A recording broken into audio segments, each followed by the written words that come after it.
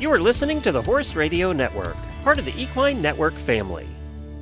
Hi, everyone. Debbie Loucks here to share more of Monty's concepts and wisdom about the trust and insight we can learn from horses and apply to our own lives.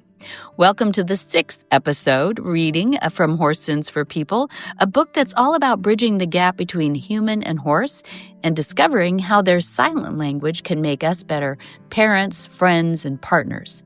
I asked Monty why it was important that Dad included this story in his book. Listen in on his answer. So my question for you is, how do we help people learn to love other people so that they can do better with their horses? Yeah, I've so often said that people are harder to love than horses. Horses really have no negative aspect in your relationship, while human beings do. The point is to treat the human beings in your life as much as you can like they were a horse, and give them credit for things that maybe you wouldn't even have thought about giving them credit for until you read my book or introduced yourself to my way of thinking. And when you compliment somebody for doing something well that you watch them do, it's a lot like taking the pull off of the horse and allowing the horse to do it, and then a rub between the eyes or something as credit for doing it. And I have a lot of friends in life and humans all over this world.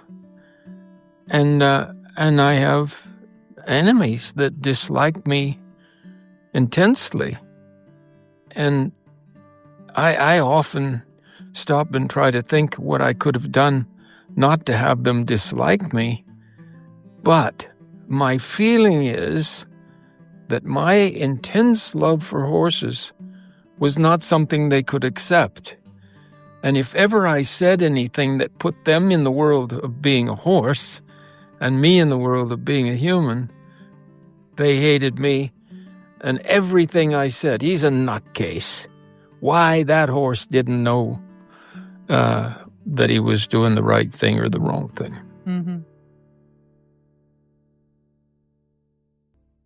Father and son.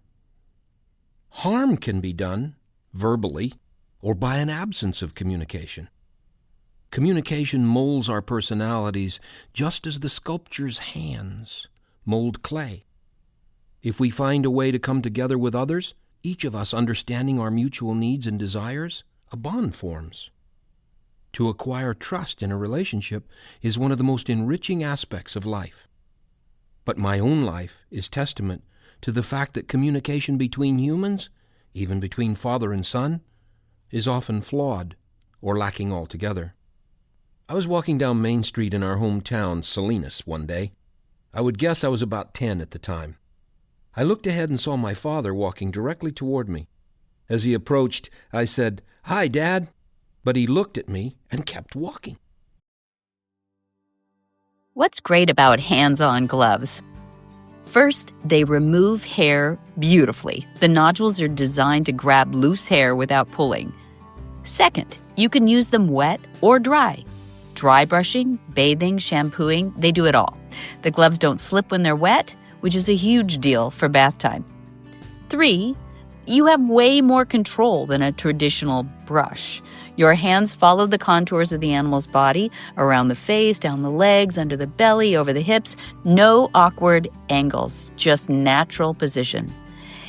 And, the last thing is animals really trust them because it's your hands doing the grooming.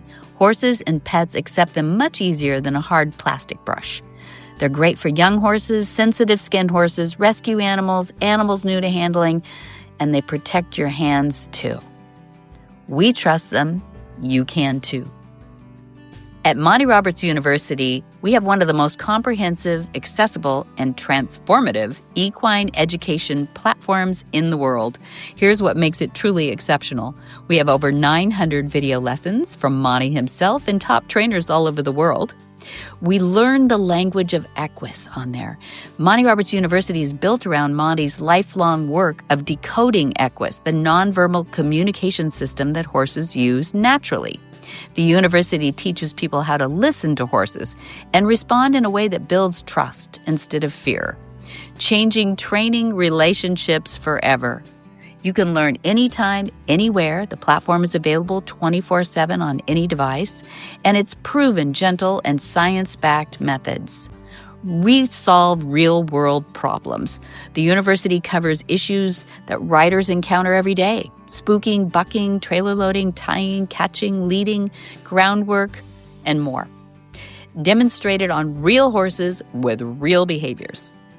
So come learn with us at Monty Roberts University. There's new lessons every week. We have fresh content that keeps the learning alive. Students get new episodes featuring Monty and guest trainers, special horses, and behind-the-scenes insights from the farm. Go to MontyRobertsUniversity.com. Come learn with us.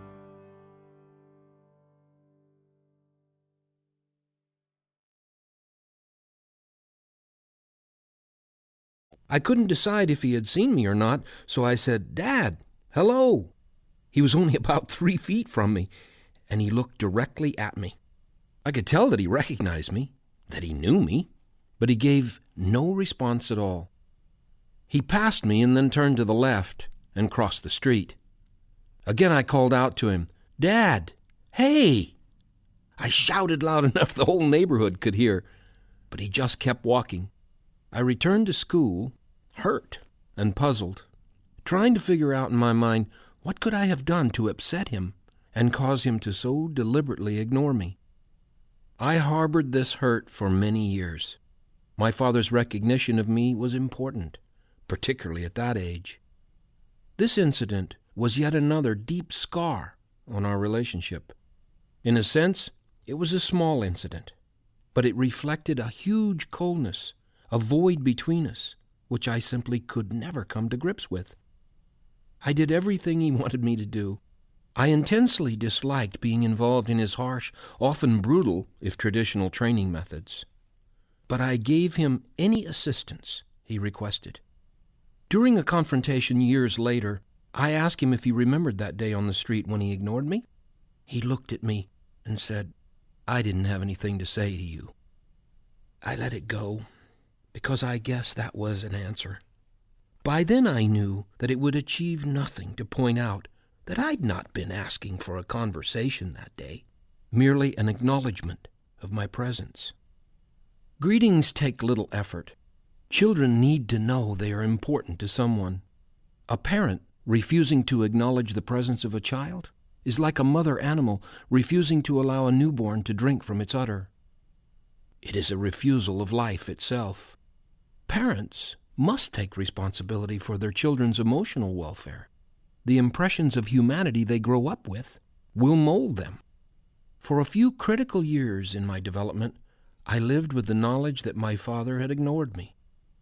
In this case, the child's logical conclusion was that he wasn't worthy of a greeting and is rejected by his family. If a message of rejection is given to a child, we should not be surprised if the child rejects the family, and perhaps, in the end, the larger society. I had done nothing to cause my father to ignore me. I was a hard-working youngster who any father might have been proud to have raised.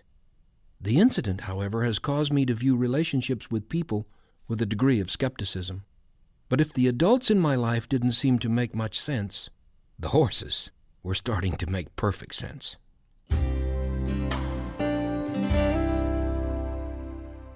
For details about today's show, go to HorsemanshipRadio.com, where you can find links, photos, and more information about our guests. We love connecting with our listeners, so please follow us on Facebook under facebook.com/Monty Roberts and instagram.com/Monty_Roberts. Many thanks to our sponsors, Hands On Gloves and Monty Roberts University. Be sure to visit all the other great shows on the Horse Radio Network at horseradionetwork.com. Until next time, have many happy horse hours.